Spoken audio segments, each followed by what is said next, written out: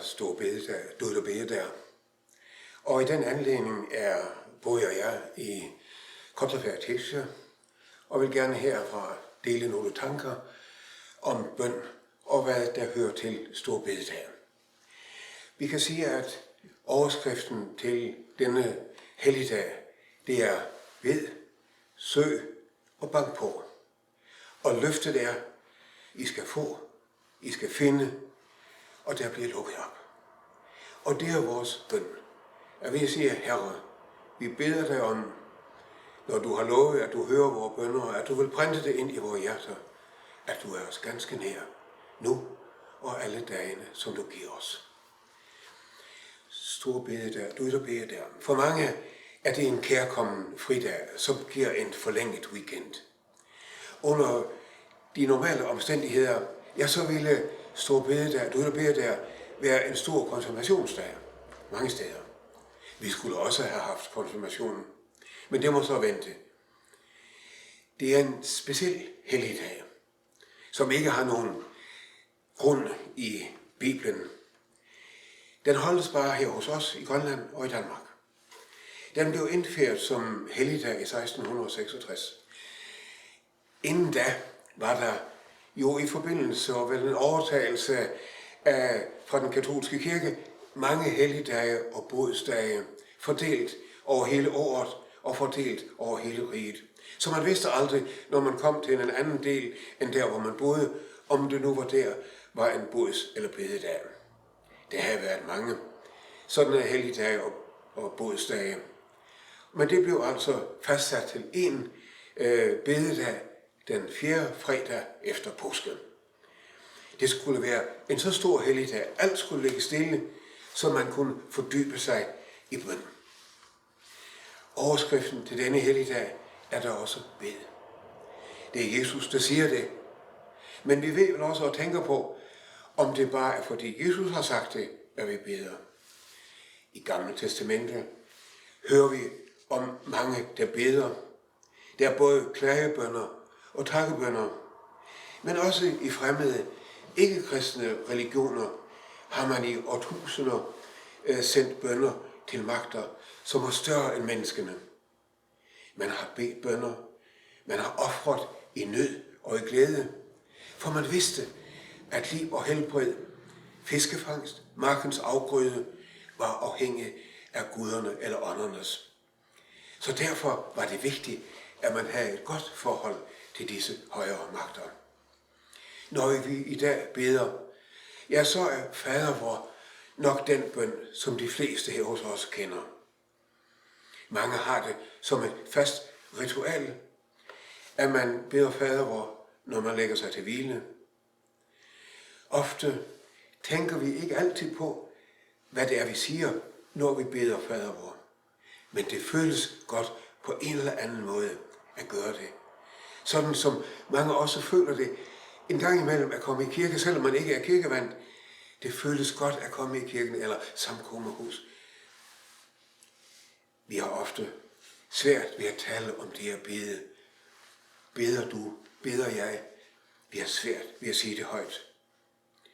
Nogle tænker, hvorfor skulle vi bede? Vi som er moderne mennesker, vi har det jo godt. Er det ikke bare, når man er i nød, at man beder?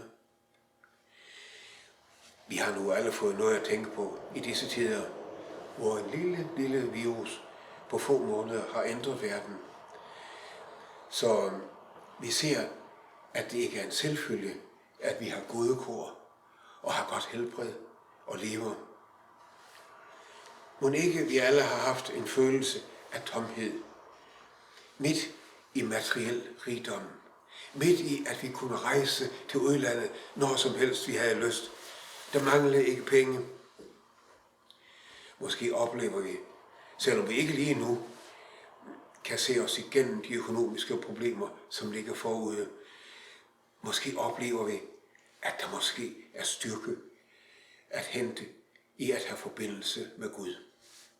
Måske havde vi helt glemt at bede de rigtige bønner, dem som præsten bad. Nej, dem havde vi glemt. Da Jonas var i havdyrets bug, så følte han trang til at bede, for han var i den største nød. Men han vidste ikke rigtigt, hvordan det var at bede rigtigt. Så han huskede bare nogle vers fra en af Davids salmer, og så bad han disse ord, som han nu altså kunne huske. Og så havde han da i hvert fald kontakt med Gud, og det føltes godt. I fortællingen De tre hellige mænd var der en biskop, som fik lyst til at besøge de tre hellige mænd, tre munke, som boede alene på en øde ø. Han ville forhøre sig om deres tro, og de fortalte ham deres tro og hvordan deres bøn var. De sagde alle tre i kor: I er tre, og pegede mod himlen, Fader, Søn og Helligånd, og vi tre mænd her, bevar os i Jesu navn. Biskoppen hørte det, men sagde, at det var ikke den rigtige måde at bede på. Så han prøvede at lære dem at bede Fader vor. Han blev hos dem i flere dage, og endelig lykkedes det at få dem til at sige Fader vor. Men de forstod ikke rigtigt, hvad det var, de sagde. Og de var ganske ulykkelige. Præsten tog afsted i sin båd, men kort efter han var taget afsted, så han de tre vise mænd komme susende hen over bølgerne og råbte: Præst, biskop, hjælp os med at bede, vi har glemt det. Biskoppen måtte ydmygt erkende, at deres enkle bøn, det var deres vindue, gennem hvilket de fik kontakt med den Gud, som de oplevede fulgte dem i deres liv. For dem var bønnen ikke en ønskeseddel, sådan som den er for mange af os. Og som den var for de to brødre, husker vi måske de to små brødre, som i julemåneden var på besøg hos Abraham og skulle overnatte hos Abraham. De skulle sove i rummet ved siden af Abrahams soveværelse. Og han sagde, inden de gik ind og lagde sig, at de måtte huske at bede aftenbønnen. Den ældste af de to brødre bad så højt: Kære Gud, jeg ønsker mig en ny iPad 12.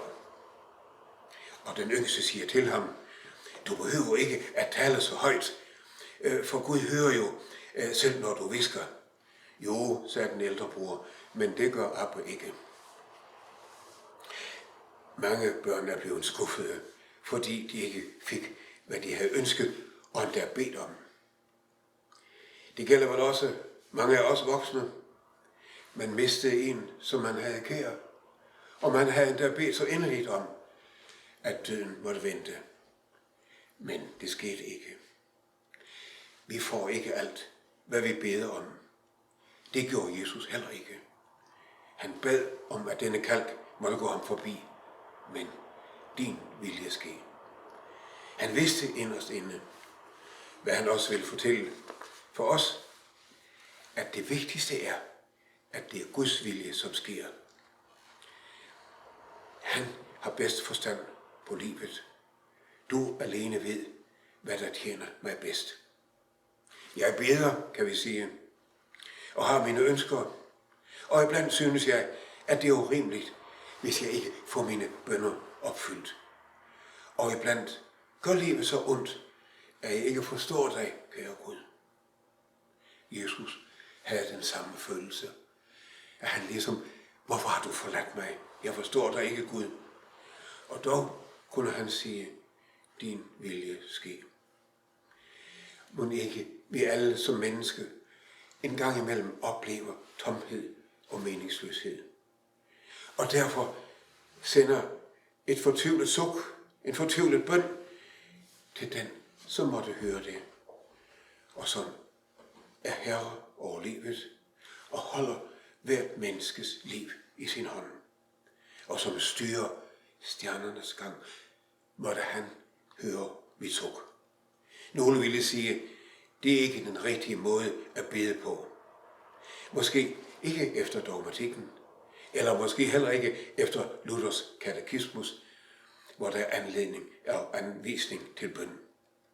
Vi har alle, om vi nu har hørt det eller ej, men vi har et løfte, at Jesus hører os alle, når vi beder om hjælp. At bede, det er på en måde at overgive sig og sit liv til ham, som er skaberen og kærlighedens selv og kærlighedens kilde. Måske kan vi bede en bøn, som den franske filosof Pascal, som jeg netop lige har læst, bad for næsten 400 år siden. Vi beder dig om, at du vil råde over min sundhed, over min sygdom, over liv og død, til din ære, til min frelse. Du alene ved, hvad der tjener sig bedst.